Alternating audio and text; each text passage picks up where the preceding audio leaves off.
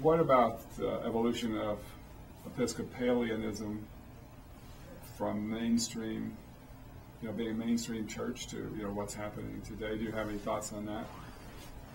No, well, yes, I do have thoughts on it because, having been confirmed as an adult, I became quite interested in the background of the Anglican Church as well as the Episcopal Church.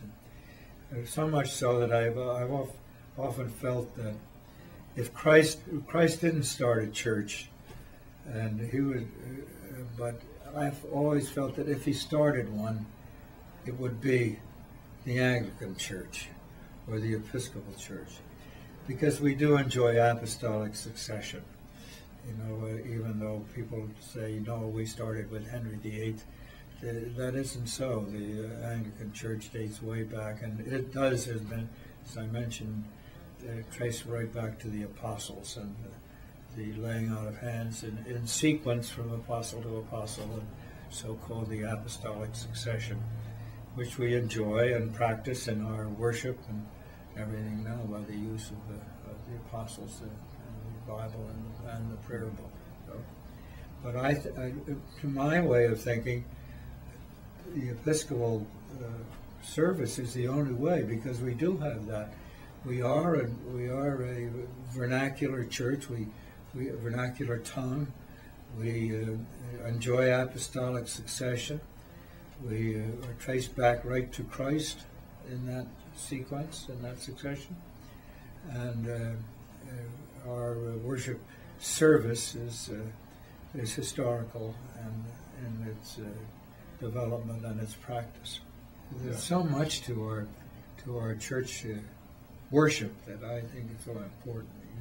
The use of the prayer book, and the Gospels, and the preaching of the early apostles.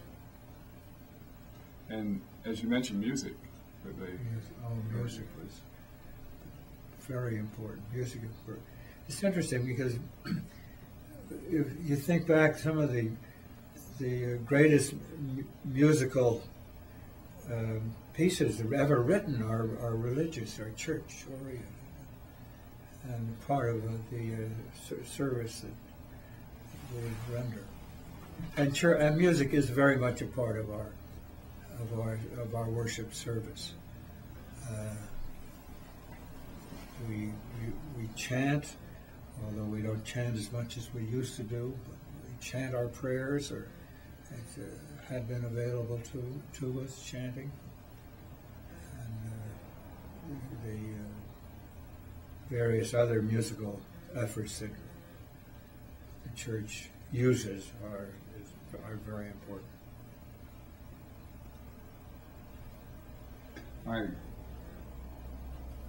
This doesn't mean we have to stop, but it's really nice that you wanted to do this.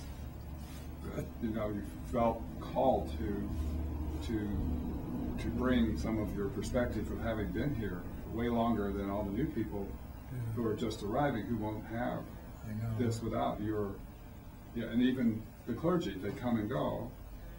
But we are the church. The people here are the church. So it's so nice that you are the church, and I am the church, and the people listening are the church.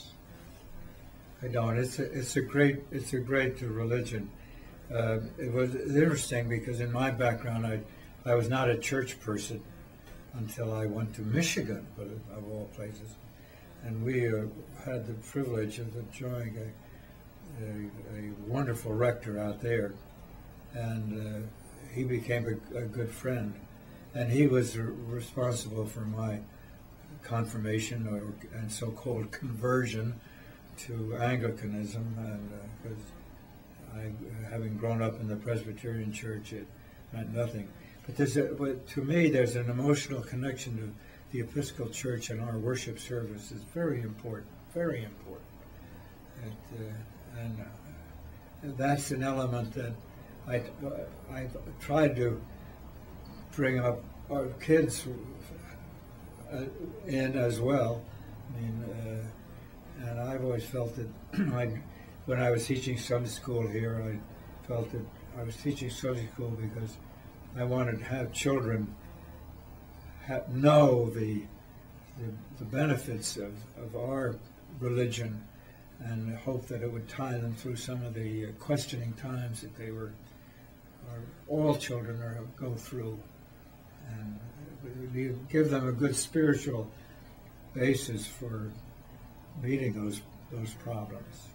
And today, of all days, I think that the church is needed so badly in the raising of youth and the atmosphere that they're exposed to, and the liberal approach to life in general that they're constantly faced with. You've had a journey all the way from being declared a heathen by Dr. Chauncey Right.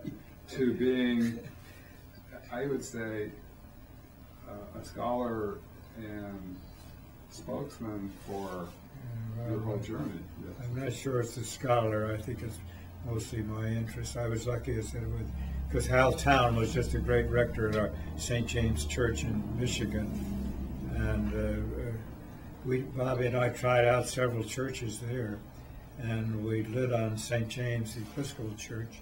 We went to the Presbyterian Church out there. We tried it, and we're not at all excited, but we found St. James in Michigan, the church in Birmingham, Michigan, an exciting church, and indeed it was. And I was elected to the vestry. I think I was the youngest vestry person that had ever been elected to it. And I was only, I think, 28 years old at the time, which doesn't seem very young now. I think we've had younger vestry people here, maybe not, I don't know. But it was a wonderful vestry out there. I had the privilege.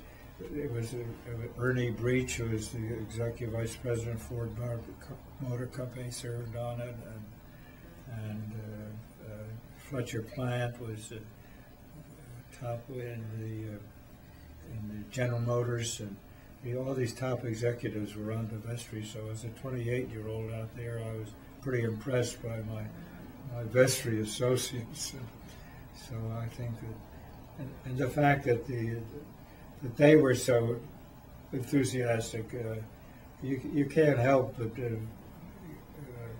feel that and retain that enthusiasm yourself, because here are these high-level, high-pressure business people, and so dedicated to our faith, and the Episcopal faith, and the Anglican faith. It was a wonderful experience. But I've had wonderful experience here too. I don't mean to say that it hasn't been a wonderful experience here in Weston, because indeed it has. It was wonderful because you brought your wonderful outlook from Michigan. Yeah, well, I know it. And I've been privileged to serve on the vestry here for a number of different terms. The last one being filling out as one of the vestry people resigned from the church, and this was when David Van Dusen was here, and so he asked me to fill out his term as vestryman. So I served not in sequence, but I was on the vestry, I think, for a period of about 12 years. What do we have, John? 4-year terms? I don't know. They're varying terms now. Varying terms, okay. But the one I know, Sam Payson, who is still the parishioner here, and he's over at North Hill with us. He was the clerk of the church back when we built this too. And so I think he and I are probably the only surviving either vestry people or parishioners that have had that experience. I think there's a picture of you on our church website, history, the groundbreaking, Sam Payson, and you, shovels up here. Oh, really? Oh, gosh. I don't know if it was for the parish hall or the church part. Yeah. As a matter of fact, we just made the decision, I think, when we talking to you or Stephen, I don't know who it was, so that we have a plot in Linwood Cemetery, but I think we're going to forego that and ask to be buried here next to St. Peter's Church in our cemetery spot. spot here. Plot is what I'm trying Plot. to say. Plot next to the parish, or because of our attachment to St. Peter's.